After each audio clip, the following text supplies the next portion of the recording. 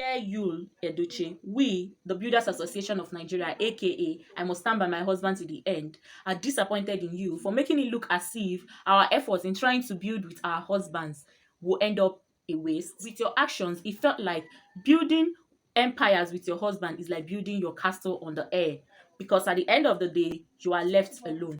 A fellow member of this association almost dropped out. She was already at the structure, at like the roof part.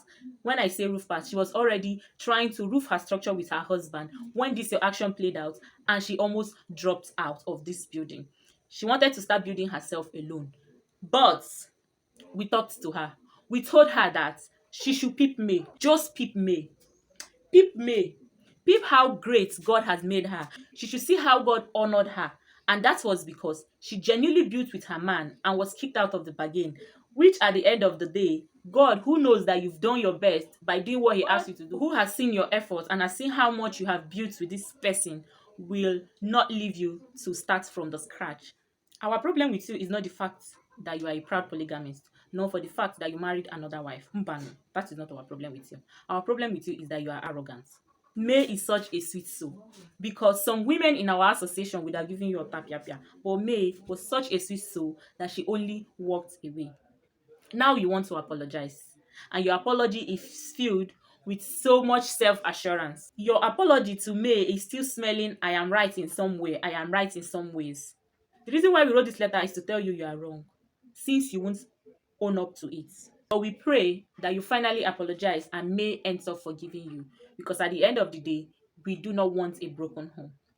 Period.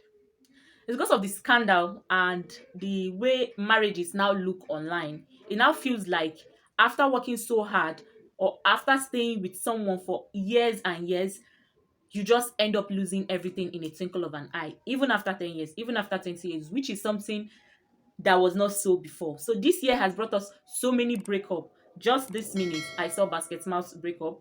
Just the last minute, Samo Posto did his own. Just the other one, like there's just so much of this on social media, and this has made our marriages look as if it was not God ordained anymore. But I promise you, marriage was not our idea from the beginning. It was God's idea. And because marriage was God's idea, don't treat it as if it is your idea. You have second options. You are ready. You have your belt tied up. If this man behaved this way, I'm going to live this way. You already have plan B, because marriage was your idea. You think marriage is your idea.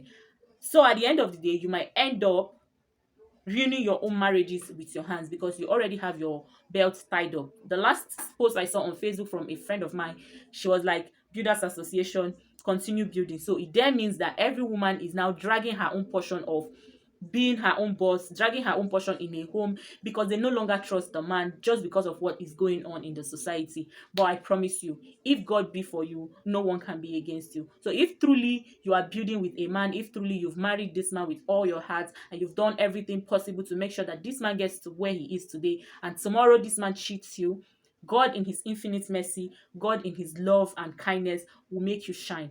He will make you, you will achieve what you worked with him for 100 years to gain. You achieve it in less than an hour. That is God speaking, because it wasn't your choice to leave. Marriage is honorable. Marriage is God's idea, and because it is God's idea, don't try to do it your own way. Allow He who made it to give you the key, the direction, and the way to go about it. Don't think you can do it yourself. Don't think it is your idea. Don't think you have the perfect way of living your marriage. Don't think because you've built your own self, you because you have your own properties, or because you are building your own personal achievement, just because you don't want a man tomorrow to walk away and leave you stranded. Life happens, sis. Everything can just go wrong, but because God is the author and the finisher of marriage, because God was the institutor of marriage, if He is leading you into it, I promise you, things like this won't make any meaning. Just peep me. Look at how she's glowing. Look at how relaxed she is. Even though we don't know her behind the scene, but in the public, she looks well satisfied. And that is because it wasn't her fault from the beginning. So that is my own piece in this matter.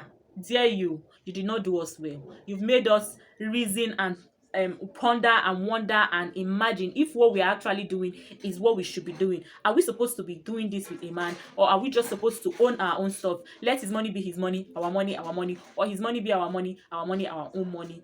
Just But we are grateful that at the end of the day, God will keep giving us wisdom to live out our lives. But I promise you that all marriages will not end in divorce. All these celebrity marriages showing us that marriages ends in divorce will not be your portion. It will not be my portion. So at the end of the day, build with your man, because building alone means one. The Bible said one shall chase 1,000, two shall chase 10,000. So if you are building alone, you can only achieve 1% of what the two of you can achieve in a day. Thank you for staying tuned to the end. I hope you enjoyed this video. Don't forget to give it a like, share it to someone who may need it. See you guys in my next one.